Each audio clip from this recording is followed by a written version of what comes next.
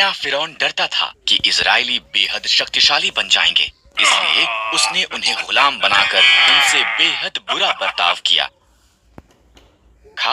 और उसे नदी के किनारे छोड़ दिया। उसकी बहन उसे देखती रही।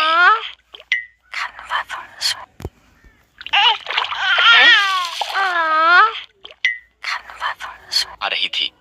उसे बच्चा मिल गया और उसने उसे रखने का निर्णय लिया। उसकी बहन ने उसके पालन पोषण के लिए उसकी माता की सहायता की पेशकश की। फिरौन की बेटी ने उसका नाम मूसा रखा।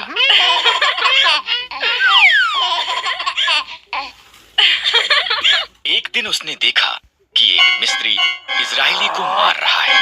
मूसा ने मिस्री को मार दिया और मिद्यान को भाग गया और 40 साल तक एक चरवाहा होकर रहा।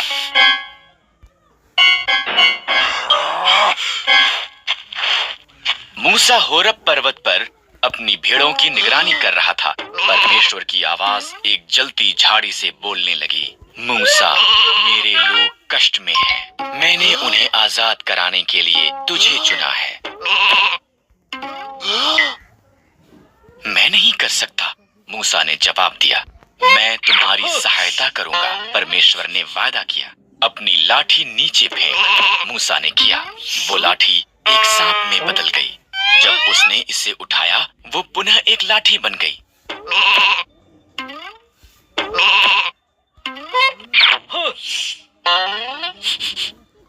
अपना हाथ ढांप ले, परमेश्वर ने कहा। मूसा ने ऐसा ही किया। उसने देखा ये रोग से भर गया था। जब उसने दोबारा किया, वो चंगा हो गया था। ये जाकर फिरौन को दिखा। परमेश्वर ने कहा, मैं एक अच्छा वक्ता नहीं हूँ, मूसा ने कहा। मैं तुझे शब्द दूंगा, परमेश्वर ने कहा। तुम्हारा भाई हारून सहायता कर सकता है। इस तरह मूसा इजरायलियों को आजाद करने के लिए फिरौन को बताने के लिए गया कि लोगों को जाने दो, नहीं तो बुरी बातें तुम्हारे साथ होंगी। पर फिरौन ने उनकी नहीं सुनी।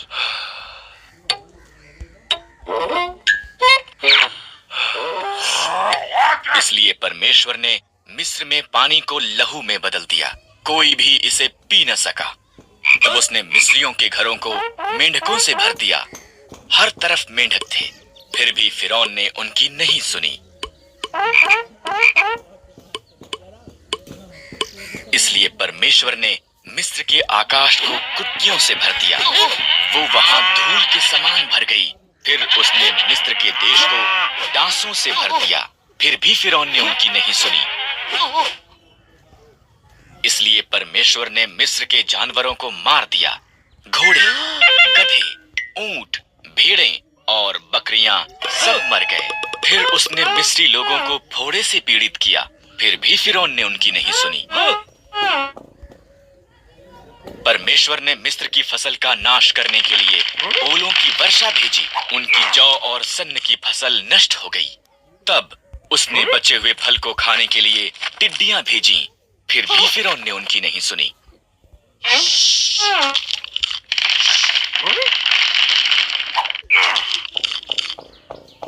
इसलिए परमेश्वर ने देश में अंधकार भेजा। फिर भी फिरौन ने उनकी नहीं सुनी। परमेश्वर ने कहा, मैं मिस्र में प्रत्येक पहिलौठों को मार दूंगा और सभी पशुओं के पहिलौठों को भी।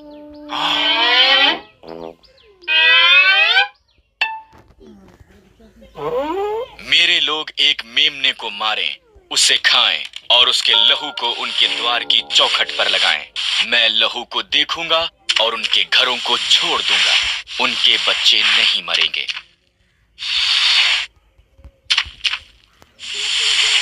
तुम इसे फसह कहोगे और सदा उसे याद रखोगे। इजरायलियों ने परमेश्वर की आज्ञा मानी, पर मिस्रियों के पहिलौठे मर गए, यहाँ तक कि फिरौन का पुत्र भी। अंत में फिरौन ने सुनी और उसने इजरायलियों को जाने दिया।